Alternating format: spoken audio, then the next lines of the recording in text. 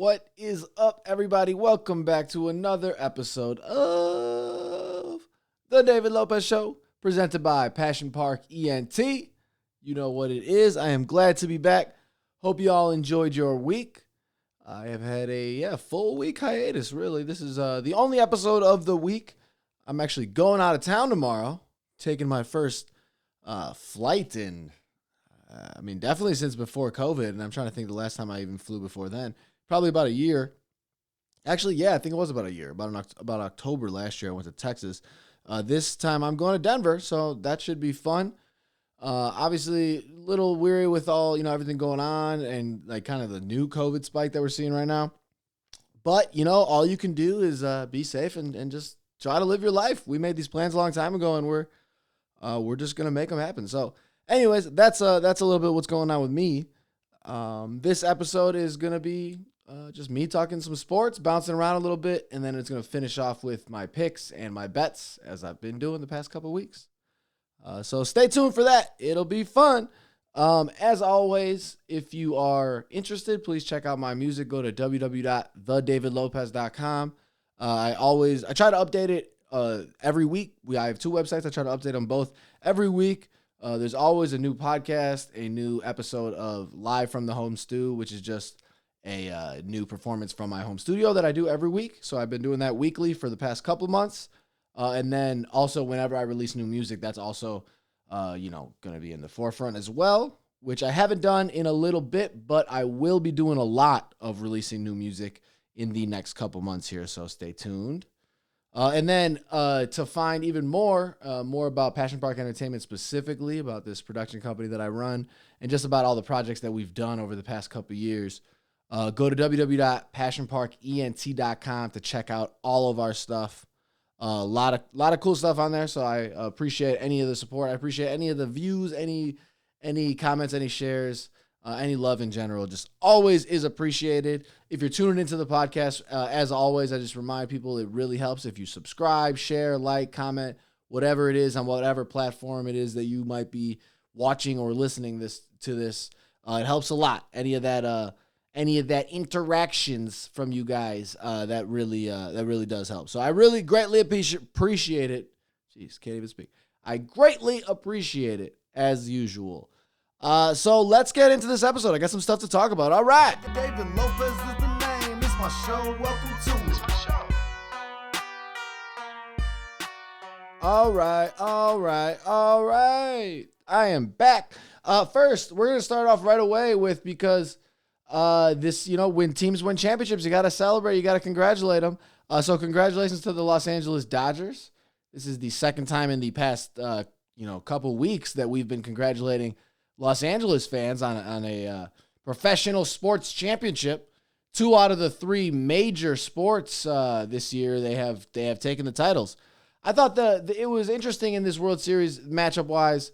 I know hockey isn't one of the, I guess, major sports, but it is a major sport in America, but it's not like, I guess, like I said, the top 3, it's not baseball, basketball, or football. But it's probably right there on the edge of that.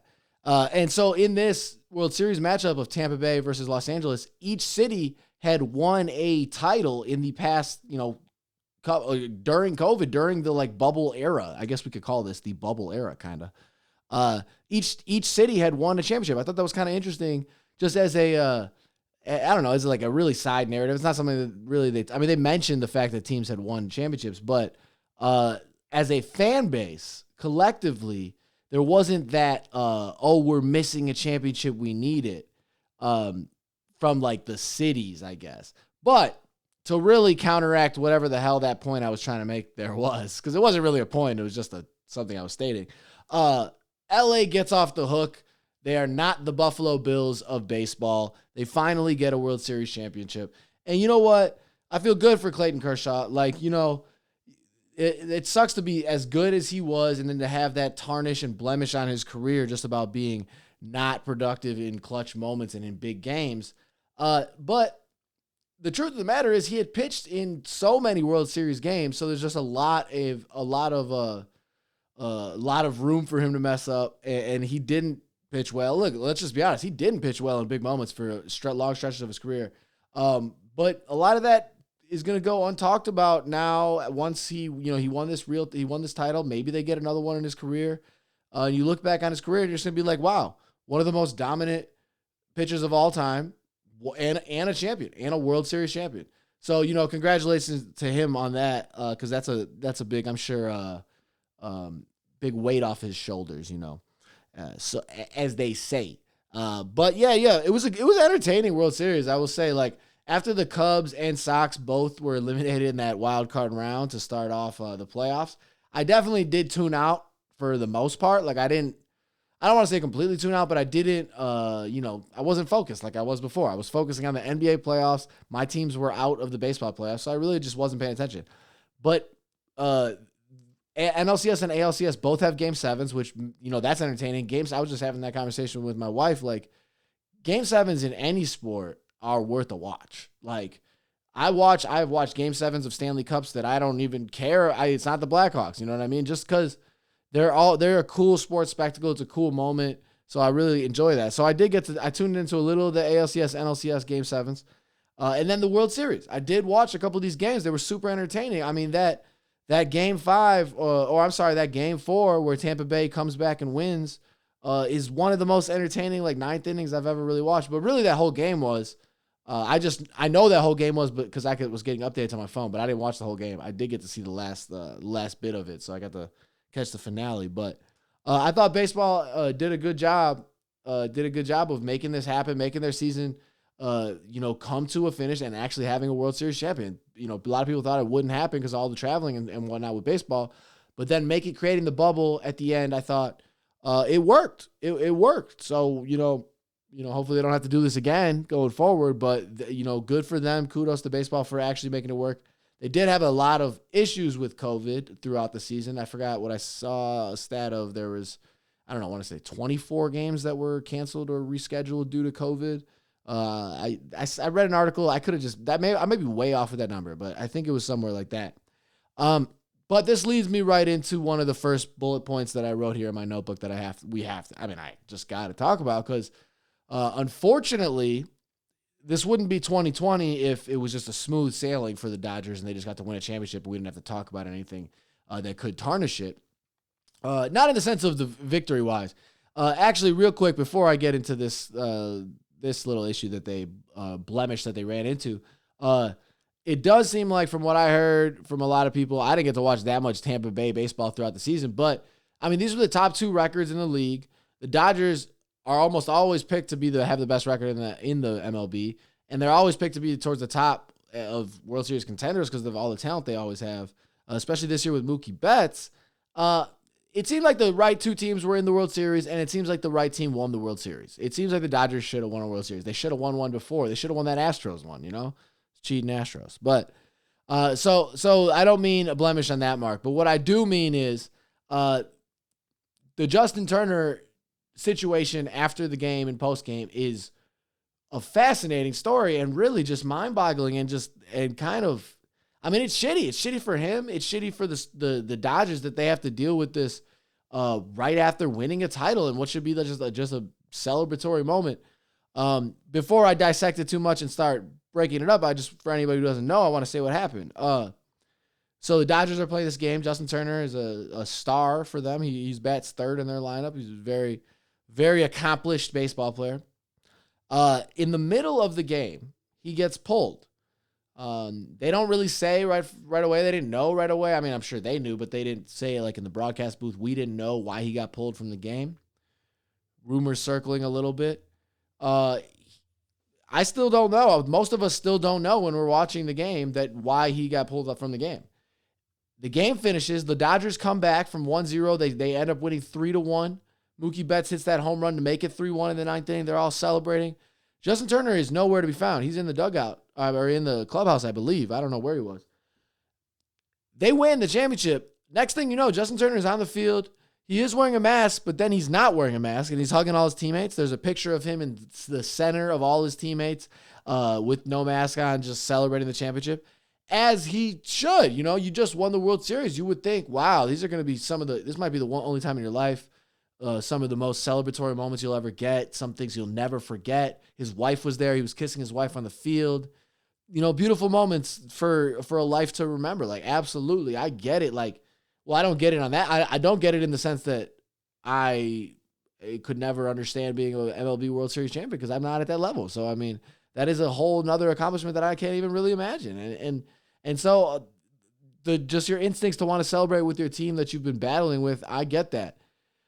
We then find out later that he was taken out of the game because his COVID test results came back positive and he tested positive for COVID. I mean, what? This raised so many questions when I then found this out. I was so confused, as many were. I mean, the first thought is, wow, wait, so he has COVID. He's on the field hugging all his teammates and he's next to his manager and kissing his wife and his mask is off. What's going on? Like, but then, you start to think about it more. I mean, obviously just the optics of that. It's just like, what the fuck? You start to think about it more and you are like, well, wait, if he had COVID and he was playing the game, he was already in the dugout with his teammates anyways. So he was already around them. They're supposedly in this like bubble unit for baseball. Like when they were in Texas, they didn't, they weren't going out or anything like that. So it was supposed to be pretty confined. So where did he get it? But also, why are your test results coming back in the middle of the game? I can't get. So then what they come out and say is, well, what happened was his test results were inconclusive at the start of the game, and so they just let him play. But then I'm confused now. Then did he take another test, or did the inconclusive results then come back positive after doing more testing on them? I don't know any of that, how that works. But what the fuck? Wouldn't you treat an inconclusive COVID test as a positive COVID test? This is what is mind-boggling to me. And I think Trevor Bauer, the pitcher on the Indians, posted like a vlog or a video. I saw it on Twitter where he said during the season, yeah, that was exactly correct. If you had an inconclusive test, they treated that as a positive test and you weren't playing in that game. If you then tested negative, I think the next two tests, then you were cleared. Maybe the inconclusive was just a bad test or something. I don't know. But the fact that he had an inconclusive test, he still played in the game. I know it's game 6 of the World Series, so it's the biggest game of the season, potentially the last game of the season, or potentially you lose that game and you have to go to a game 7 and maybe you don't have him because he's in the COVID unit. I mean, or the COVID on the COVID list for baseball.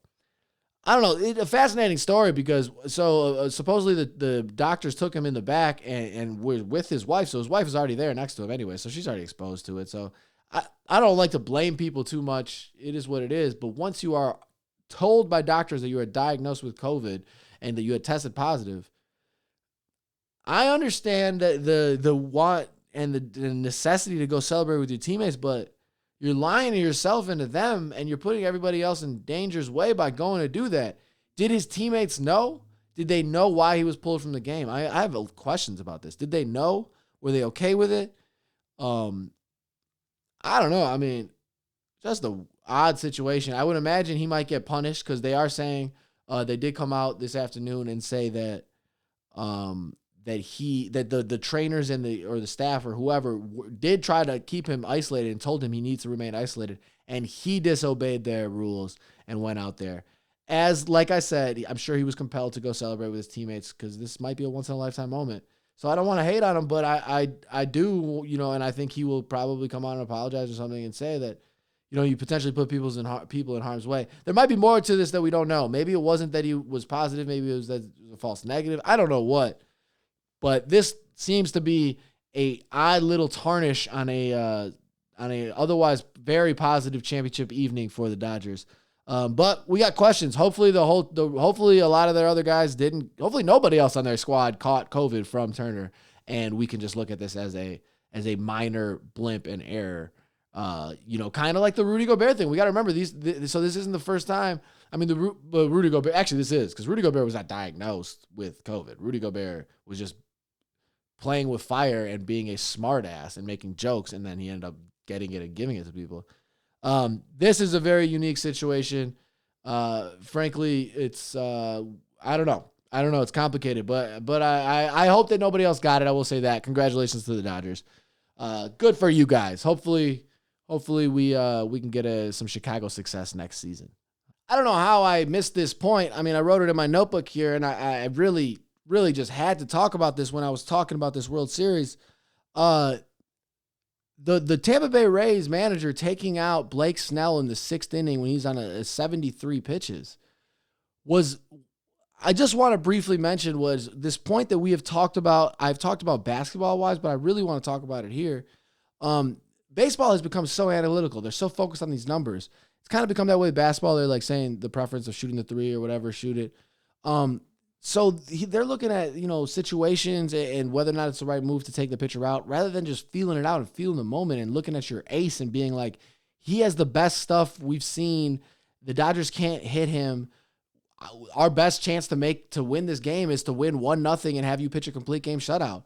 Like, that is what sometimes has to be seen in the playoffs. In college basketball, you got to ride the hot hand in March Madness. It's a 1-and-out thing.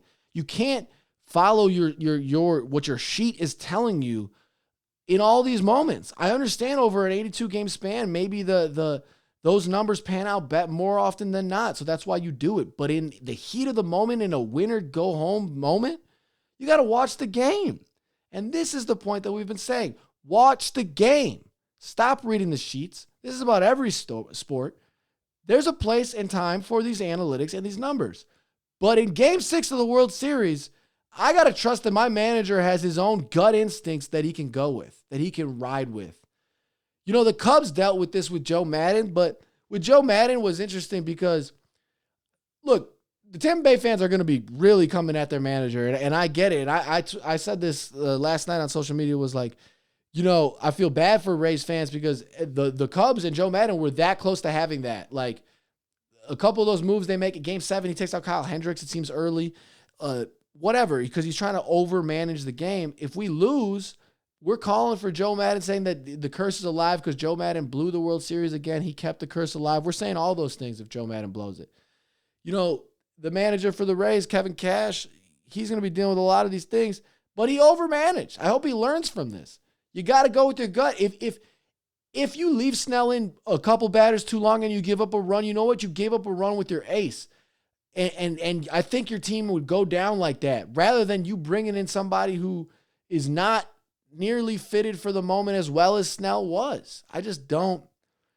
It would infuriate me if I was a Rays fan. Just watching that and then watching Twitter blow up about it. It was just I haven't seen one person who agreed with the move. I have not seen one person who agreed with the move. So, congrats to the Rays on a great season. Shitty way to end, tough way to end, because, if you can make it to a Game 7, if you can have your ace ride out a crazy 9-inning game like that, like we as Cubs fans got to experience with Jake Arrieta going on those crazy runs, you just gave him the ball and just trusted he would go to work. Then Game 7, Game 7, you really don't know. You guys really could have won the World Series. So, congrats on a great season for the Rays, but heartbreaking way to go down. Hopefully Kevin Cash can redeem himself as a manager and gets another opportunity. Hopefully this is not his only World Series experience as a manager, because that is a tough way to go down. But I want to just reiterate, watch the games, put down the sheets, put down the numbers, stop doing math, watch the game. What do your eyes tell you? Now, so we're in November, basically November, end of October. Baseball season pretty much on track because they ended their World Series right around the time they would normally end it. So they might be able to start on time next year. I'll be curious to see about that. And that leads me right into what I want to get into before my NFL stuff is I love the NBA. I love basketball. NBA is my favorite professional sporting league. Basketball is my favorite sport. Just is what it is. Today here in the Midwest was pretty sunny for me in Milwaukee. It was like 55 and sunny. I had no idea. It's been really cold here lately. I've been going for runs, getting out, being pretty athletic, but today was sunny enough where I could actually go outside and shoot around. And I haven't been able to do that as much the past couple of weeks because of the cold. So I actually got to go to the park, get some shots up today. It was really enjoyable. That's one of the things I love to do. So, basketball is my favorite sport. And I mentioned right there that, baseball, it looks like they might be able to start on time. The NBA is not going to start on time because they would have already started. I mean, normally the first NBA game is right around Halloween time. I always remember growing up, the start of the season being, right around here, right around October, right around Halloween. October 15th, it always stands out in my head as a former college basketball player because October 15th is the first day we could practice. It's the official NCAA first day we could practice, so that was always a cool thing. And then November for college basketball usually starts, but October is when NBA starts, the games. We're obviously already there, so we're pushed back. I talked last week with KT as we wrapped up the bubble and all the good times we got to talk about over the past couple of weeks. So we talked last week, and we were thinking maybe January for the start of the season. Initially, they were talking they wanted to move it back to spring because they wanted to try to get fans in. But now all of these reports have come out. It's not official, but it sounds like it might be announced very soon. The NBA is coming back sooner than we thought. That makes me very happy. It looks like the NBA is going to start on December 22nd. Yeah, that's right. December 22nd, before Christmas, just in time for Christmas. So we will have Christmas NBA games, it sounds like. But wow, what a quick turnaround. I mean, look, this makes me happy. I want to watch NBA games. The interesting part is that I say what a quick turnaround, but that is especially for the teams that were in the bubble and had to spend all the time in the bubble and made the playoffs deep. There are, 16 teams made the playoffs. 8 of those teams were done after the first 2 weeks. You're down to, even if we just call it 8, there's still 22 more NBA teams that actually haven't played that much basketball. So, it's enough rest for them. The question is, they're going to do a sprint because the real goal here is, I mentioned this last week when I talked to KT, the goal here is that 2021-22 season. They want to get back on track. They want to be able to make money. They want to get fans in. It makes sense, but they also want to get back to that normal schedule of October to June-ish, pretty much. I mean, basically, I heard somebody else say it July to June because that's just how the schedule were. You start off-season July, end finals June. That's how your schedule works. They want to get back to that format eventually. So that would mean that they're going to go December 22nd, and they're going to sprint basically until about, I would imagine, June. I would imagine the finals are going to try to finish right around June. So then they can start the offseason in July for the following season. Now, the questions that I still have are how many games is the regular season going to be? Because what are they going to do to make up for those 2 first months? Are they going to start doing 3 games in 4 nights, 4 games in 5 nights, regularly?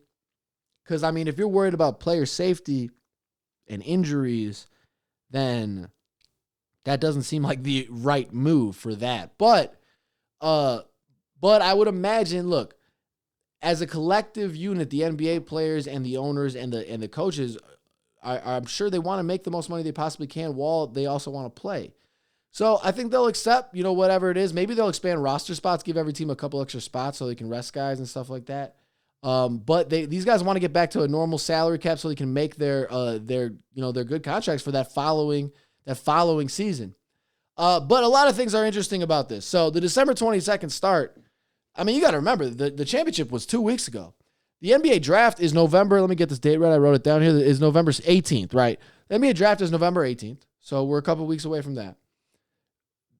That's right around the corner. That means free agency will probably start 2 days after. We're going to guess November 20th.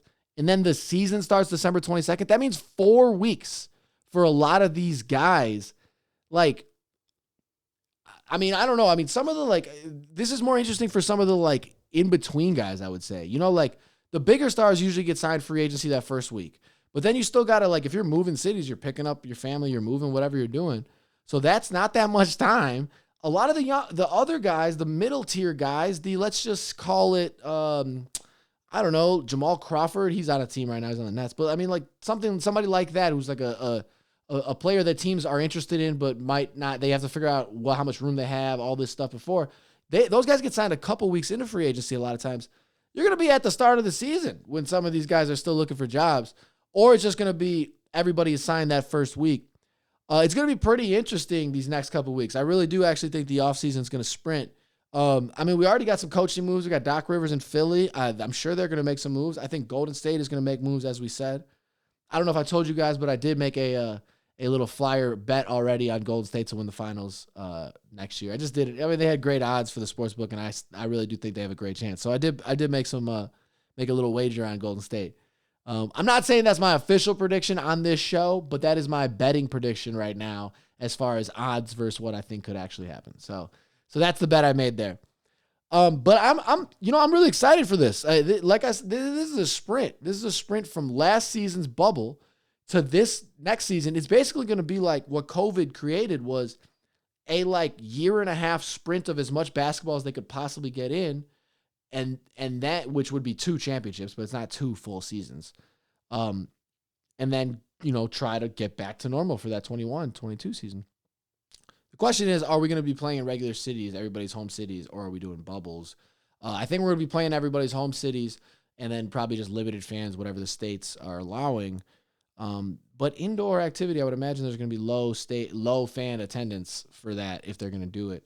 The bubble option, what I heard was like a couple different bubbles. You would just have, maybe 3 or 4 bubbles, whatever it is around the country. Maybe you have one in LA, maybe you have one in Houston, whatever, wherever, New York. And you just have like 8 teams there and they're, they play all their games and then they break off, maybe have like a week off, go home and go back to another bubble. That's like I don't know, I guess it's a feasible option. I don't see why that couldn't be if you're not going to have fans. But I think they would much rather play in everybody's home cities, especially if they can even if it's 500 fans, 1,000 fans. I'd be interested to know what the breaking point is for them. What's worth it for them to make money? How many fans do they need to be allowed to have for there to be a profit for them? I'm curious about that.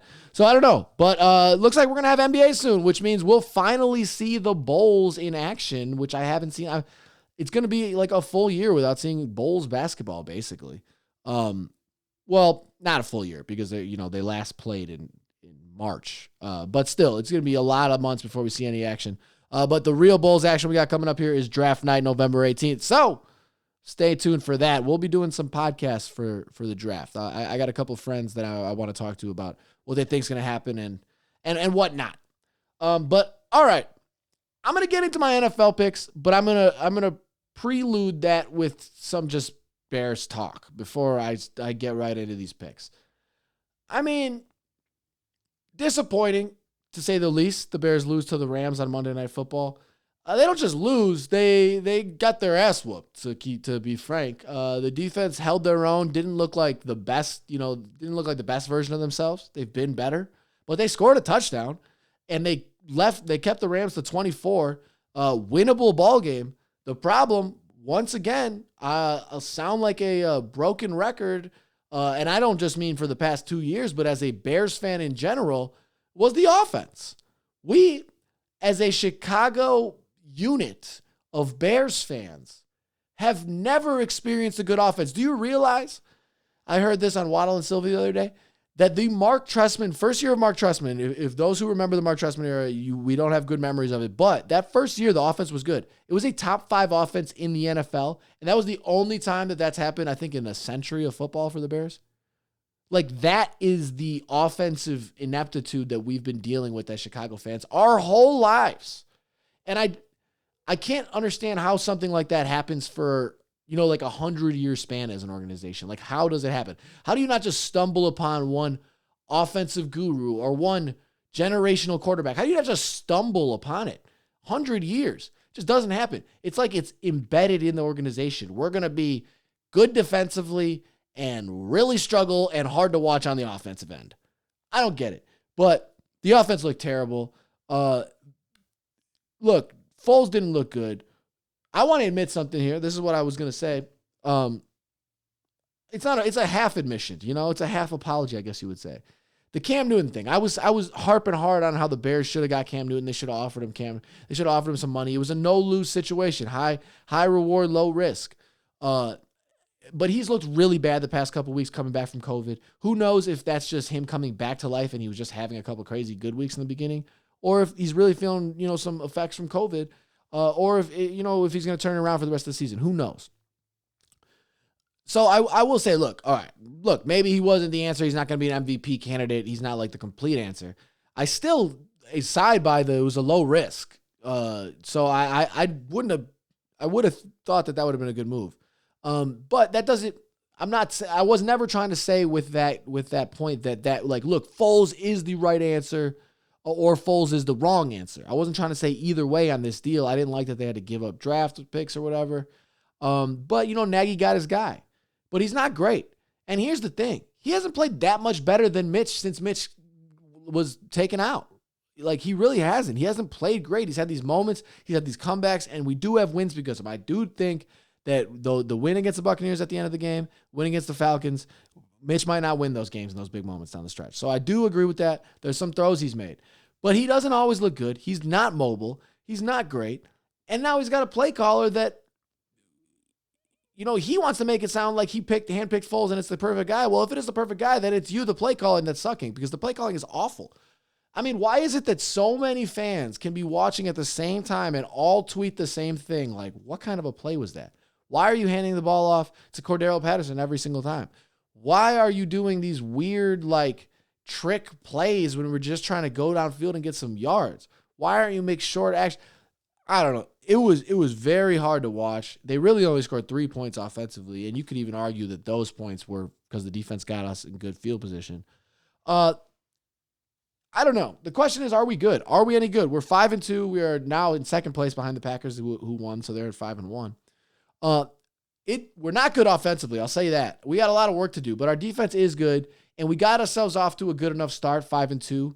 That really does give you a cushion in the sense that if you can become good, you can make the playoffs. You have set yourself up to make the playoffs. You got to go 5. They're 5-2 right now. They played 7 games. There's 9 left. You go 5-4 here, we're getting 10-6. You're probably in the playoffs. You go 4-5, 9-7. You're cutting it close. But that gives you time to like get good. So I don't think they're good right now. I think they're leaning on an average NFL team, a good defense that is like if you were like doing the power rankings. I haven't examined, and I haven't gone team by team which team they're better than. But it would make sense to me if they fell in like that 13th or 12th range. That's just how bad their offense has been. And it's unfortunate to talk like that because I always pick the Bears. I'm always like, Bears, Bears, Bears. I'm a hardcore fan, aggressive fan. But they got to pick shit up. The play calling has been the most obvious and upsetting thing from it. Nagy said he might be willing to give up duties, but I don't see that happening. I think that's his baby. It just feels like he cannot see the great scheme of the game when he's so focused on every single individual play. I don't know. Maybe I'm giving him too much credit as being so focused on the play calling. Maybe he just can't read the games and he's just a bad head coach. But I don't know. I mean, there's some redeeming qualities to him. I don't hate Nagy. I like, we were 12-4 his first year, and sometimes having success right away actually dooms you because then you think you're greater than you are right away, and you really got to do the work to get good first. So we'll see if that's the case. But like I said, 5-2 is a good enough start that can really catapult them into a playoff push. So with all that said, and a little of my bitching and moaning there, let's get into my picks for, what are we, week 7? This is week 7. Let's get into my picks. Hey. All right. Welcome to the week 8 NFL picks. I think I just called it week 7 right before this. I forgot. This is week 8. I don't know. Time's flying. How am I supposed to keep this all up to date in my head? Well, what do you guys want from me? Before I get into the actual picks, I do want to, as I always do, tell you how we did last week. And look, the truth is, if you kept up with how I picked, and I hope you didn't go along with those picks because it didn't go well. Let me tell you, it was a rough showing. I only got 5 picks right. Obviously got the Bears pick wrong on Monday night, but I was already way behind by that point, so that didn't even come into play. 5 right. That is my worst outing in a long time. I did not feel good about that, guys. So that was somewhat frustrating. But I mean, I don't know. I don't know if it was a weird week NFL wise or if it was really just me picking weird picks because I guess a combination of the two. I think I made a couple picks that were like kind of against the grain for me, and I thought I was going to get them. Obviously, a couple picks were close, and then I missed. But I was really not that close to like actually hitting. I mean, a couple of these games were just blowouts, and I had the complete other outcome. And to go along with betting, I mean, I'll get into that in my betting section at the end, but didn't win a goddamn thing betting wise either. It was not a good showing for me. So I apologize if anybody took my advice, or if you did, I hope you took one of the pieces of advice that worked. One of the 5 games that I hit. Hopefully you did that. Or maybe your form of advice from me is you going against my picks, knowing that I'm not that successful. All right, but anyways, let's get into these week 7 picks. All right, tomorrow's Thursday night game is the Atlanta Falcons versus the Carolina Panthers. All right. Carolina's got to win by 3. They're favored by 2.5. They're in Carolina. Atlanta, I'm sorry. Another fan base that I want to apologize to. You guys are struggling. They blew a game against the Lions last week that was theirs to have.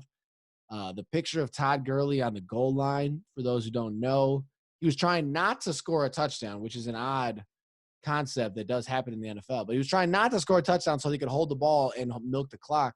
But he couldn't help it, and he got in just on the goal line, but he tried to fall out of it, and the Lions players were just there looking. So they scored a touchdown, and then they blow it, and the Lions score a game-winning touchdown. I mean, the Falcons have lost 4 games that they've blown, and in just all different ways. I mean, they could just as easily be 4-3, I guess. I mean, they should have beat the Cowboys. They really should have beat the Bears. They pretty much should have won the Lions game. That's 3 right there. I know they had another one that they blew. I mean, it is just mind-blowing for them. You got to feel bad for them. I mean, 1-6, that season is pretty much – it's over now. I mean, you win the 9 games left. That's it. It's the only chance, but it's rough. But all right, with all of that said, I went on that. That means that the Falcons usually do keep games close. I mean, look, they lost by 1 point the past – they always are close to these games. But can they stay within 3 of the Panthers? The Panthers are decent. They're not great. I don't know. They're all right. Bears took them down. But the Falcons' defense sucks, so I think the Panthers will score points. I'm going with the Panthers on this. I think the Falcons are going to be even more depleted after last week's rough loss, and they just might actually get their ass whooped this game. We'll see. I'm going with the Panthers. Also, when is McCaffrey coming back? Is he going to play? Because if he plays, that changes that for me. He's going to win. They're going to win. All right, moving on. Patriots, Bills. This is a big AFC East matchup. Well, you would think it's big, but it might not be because it looks like the Patriots might actually be bad. I don't know. We thought that they were going to – or I don't know why I'm saying we, but I thought that they were going to end up – Bill Belichick was going to pull this season out of his ass. They lose Tom Brady. They lose Gronk. They lose all these guys that made them who they were, and that they would just get Cam Newton, and they would just pick it up right where they left off, and they would end up in the playoffs and competing for a Super Bowl. I thought that.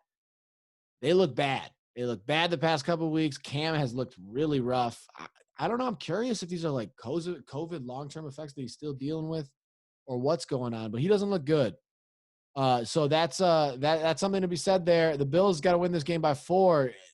I'm going to stop going with the allure of Bill Belichick and how good he is because I was going for that for the first couple of weeks.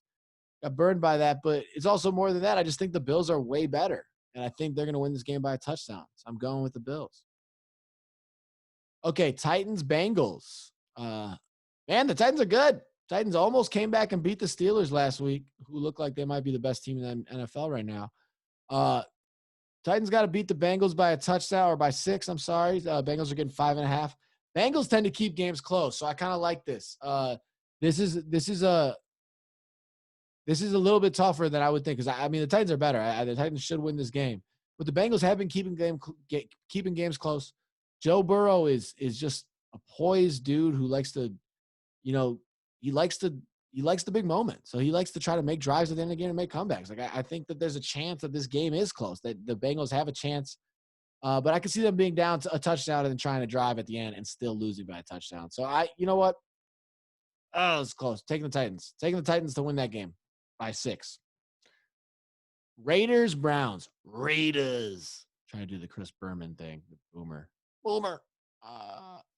Raiders, Browns. Okay. All right. Okay. Odell Beckham Jr. tore his ACL. That sucks. All these NFL torn ACLs, these NFL injuries. What's going on? Is it because of the shorter training camp? Is it because of the no contact training camp? You got to think some of these factors are playing in. I'm sure there'll be studies that come out, but it feels like a lot of torn ACLs are happening. So it sucks. So Browns are favored by 3. They're like I said, losing Odell Beckham is a big hurt to them. Uh, or I'm sorry, they're favored by 2.5. They got to win by 3. So Raiders are getting 2.5 here. I picked the Raiders last week, and they really ended up getting demolished there by the Buccaneers. So they didn't keep it as close as I thought they would. This is a big game for them because they don't want to go under 500. I know that they want to stay. They want to stay hot. They're 3-3. They want to stay above. Man, I'm going with the Raiders. Raiders. I think that Odell Beckham Jr. miss is gonna be hurt. The Browns at 5-2 are a serious contender though, so you have to keep account for them. But that injury really is gonna hurt them. All right, Colts Lions. Colts 4-2. Lions 3-3. Indy's got to win this game by 3. Colts or Lions are getting 2.5. I hate doing this because I hate picking Detroit, but I picked Detroit last week. So in that epic comeback they had against Atlanta, I actually was good for my picks. But in the NFC North scheme of things, I'm always cheering against them. I just want the Bears to have a better cushion on their at least their second place lead for now. So I don't want to cheer for the Lions, but I got to be honest. I think they're going to win this game. I also think that maybe a lot of those experts in the beginning of the season who predicted the Lions were good and were potentially a playoff team. Maybe we're starting to see some signs of that. Maybe they go on a little winning streak and they're better than we thought. But 3-3 right now, we're seeing life from them. I think they're going to beat the Colts. Philip Rivers is going to fumble 3 times or something. All right, Vikings Packers. I went against the Packers last week. I thought that I thought they could do it. I thought they could. I thought they could be beat again. I thought they would lose twice in a row. I thought the Texans could come through, and man, was I wrong. The Packers looked good. Aaron Rodgers looked crisp. He looked on fire. I did actually watch that game. The Vikings don't look good. Packers got to win by a touchdown. I'm going Packers. I think they might win that game by 21. They really. I'm going with that. As much as it hurts me to say. All right, Jets Chiefs. Holy shit! I didn't look at this line till right now. The Chiefs are favored by 19.5.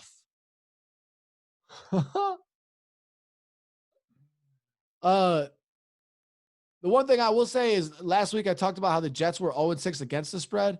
The Jets won last week against the spread. They had a 12.5 point spread, and I think they lost by like 9 or something, or maybe 8. I think it was 8 because I think it was like 20-12, and they had a chance at the end. I don't know what it was, but whatever. They didn't. They beat the spread last week, so they're 0-7, but they're not 0-7 against the spread. Holy shit! The Chiefs got to win by 20 points. I mean, that is insane, and I don't want to pick the Jets, but I kind of do. Like the Chiefs defense, the Chiefs are going to be up by 21 points for 3 quarters. At a certain point, the defense the Jets just score a touchdown. It pains me to do this. Jets, betting on the Jets. 19.5 is a lot. That's a lot. I don't know. Maybe the Chiefs will win by 48. Who knows? All right, Rams, Dolphins. Rams got to win this game by 4. Dolphins are getting 3.5. Rams looked pretty good against the Bears. Bears did not look good, so that's not saying that much. This is Tua. Tua is starting. Tua is starting here, and with that said, I'm picking the Dolphins. I don't know, something about that. Like, I think he's going to be good. Maybe not great right away, but like the motivation from their whole squad, they're going to play good. They'll be in the game at the very least. It'll be a close game, maybe a field goal win for the Rams. I'm going with the Dolphins. All right, Steelers Ravens, game of the weekend here. Like it. So Steelers 6-0, Ravens 5-1. Ravens are still favored nonetheless even with the one loss. The Steelers look really good. Ravens are favored to win this game they're favored by 3.5, so they need to win by 4. Steelers have looked very good. Ravens have looked good, but not like the Lamar Jackson MVP squad. But I mean, they're 5-1. What you can't say too much bad about that. I'm gonna go with the Steelers on this pick. I think maybe the Steelers will start off 7-0, and the Ravens will start off 5-2 then. Yeah, I mean, if the Ravens pull that off, then they're both 6-1. I don't know. I'm going with the Steelers on that pick. Yeah, hesitant, as you can see it in my face there. Okay, Chargers, Broncos. Broncos are getting 2.5, so Chargers got to win this game by 3. Drew Lock and them boys playing against Herbert and the Chargers. Chargers, I mean, Herbert looks really good. I like the Chargers offense, and Drew Lock can't seem to score on the Denver defense. That being said, their defense is pretty good. So that's a tough matchup there. I'm going with the Chargers, though. I'd rather cheer for the Chargers offense than cheer for the Broncos defense. So that's not a good gambling outcome, by the way, guys. This is not how you get good gambling. But we're going to get it this week. We're going to win this week. Saints, Bears, motherfucker. Saints are Bears are getting 2.5. Saints are favored by 2.5. They got to win by 3. It looks like everybody's picking them. Man, I hate picking against the Bears, but I am not confident as a Bears game going into this game. Their offense has shown me nothing. They don't look good. But will their defense keep them in this game? Can I? I mean, it's basically you're picking the win here. I don't see a 1-point, 2-point game. It's a field goal or anything. But I'm going with the Bears. Oh, I did it. I can't go into this weekend as I'm going to be out of town cheering against the Bears. I can't do it. That's the 3:25 start. Oh, you know what's going to be crazy? I'm going to be on a fucking flight during that second half, I think. I think I will be on a flight during the second half, unfortunately. Well, we'll see. All right, a couple games left here. Niners, Seahawks. This is another really good game. We got a couple good matchups this weekend. Seahawks got to win this game by 4, 3.5 for the Niners. I think the Niners have looked more like themselves the past couple of weeks, but that being said, the Seahawks had a rough showing from Russell Wilson. Even though they had a chance to win that game against the Cardinals, Russell Wilson didn't look great. Made that big interception that lost them that game. I think he's going to come back and have a great game. Seahawks going to win that game by a touchdown. Cowboys, Eagles. This is the Sunday night game. AFC East thriller. Gross. Both teams have 2 wins. Eagles 2-4-1. Cowboys 2-5. Ugh, Cowboys are so bad. Eagles got to win this by a touchdown. They will. I don't even know who's the quarterback for the Cowboys. Andy Dalton's on the concussion protocol. They have their third stringer. They're bad. Eagles are winning that game. And the Eagles are going to win the AFC East, even though they haven't looked good. All right, the Giants NFC East. I said AFC East, didn't I? The NFC East, sticking with that for the Monday Night Football game. Giants versus Buccaneers. Buccaneers got to win this game by 10.5, 11. They got to win by 11. 10.5 for the Giants. So this is another big spread. Don't love these big spreads. Actually, I kind of hate them. But that being said, the Buccaneers and Tom Brady are on a roll, and they're going to continue that. They're going to win this game by 14. That's going to happen. So I got to predict the score for this because it's the tiebreaker game for my league. And I'm going to go with the score is going to be 34-13. That's my pick. 34 Buccaneers, Giants 13. I will submit the picks. Here we go. All right. And that was the week 8 picks. So I hope you enjoyed and stay tuned for my bets. All right. I hope you guys enjoyed the week 8 picks. As a matter of fact, I don't just only hope you enjoyed them. I hope they're right. And I hope for your sake that you're betting on them and they're right and that we all make a ton of money together. Let's hope so. And that leads me right into this week's betting section. You know, we do our 5-team parlay of the week every week. Unfortunately, this is, like I said, week 8, and we have not hit yet, but we're going to hit here soon. This is going to be it. I'm just going to get into it right away. Last week was a rough week. I didn't get any of my bets right, so I don't even want to. I think it might have been 2 out of 5 right on the 5-team parlay that I picked for the show. It was just a rough week. It was just one of those weeks that you just you just forget about. You don't even watch the game film. You have your team gets blown out sometimes, and you hear the coach after the game, and they go, "Yeah, we're just gonna throw this tape away and move on to the next day." It was just one of those days. That was what last week was. We're burning the film, burning the game film. We're not getting anything positive from that. We're moving on here. So this week's 5-team parlay of the week goes along with our picks from earlier. These are my 5 sure shots, so let's go with them. These odds are from Bovada. All right, Detroit Lions +3, Raiders +2.5, Bills -3.5, Titans -6, Chargers -3. Once again, Lions +3, Raiders Raiders +2.5, Bills -3.5, Titans -6, Chargers -3. Yeah. All right. That's what I'm going with. I mean, that was an easy choice for me. I didn't think that I was almost going to add more teams on it, but let's get the 5-teamer right first. Also, those are all noon games, so we will know the results by about 3 o'clock, 3:30-ish, that you should know whether or not we hit this 5-team parlay. I'm sure I'll make a couple more bets this weekend.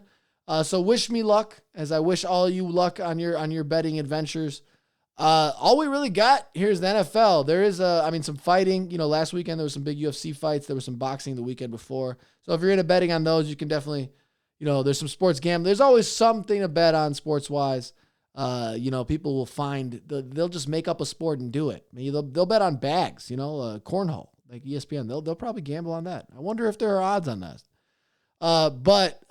So yeah, I don't know. I'm going to be betting on NFL here for a couple weeks until we get some more sports to bet on. So, let's enjoy that. Let's make some money. Let's win. Let's get the good luck. Let's do it. All right. Without further ado, thank you guys for listening to another episode of my show, The David Lopez Show. I appreciate it. Stay tuned for more episodes. As always, I'm back weekly with this show. And I am back with other kind of content always. And I'm working on new ideas and new show ideas and new ways to get the content to you, the listener, the consumer, the watcher, the viewer. I don't know. What am I saying now? I got to get off the microphone. I got to do all this. I got to get ready for a flight in the morning, flying to Denver. Got to try some of that legal weed out there. Me, smoke plenty of weed. I'm excited to go to Denver and smoke Denver's weed because I haven't been there since I was a shorty. So this will be a fun little trip for me. I'll tell you guys all about it next week when I come back. Stay healthy, stay safe, and one love.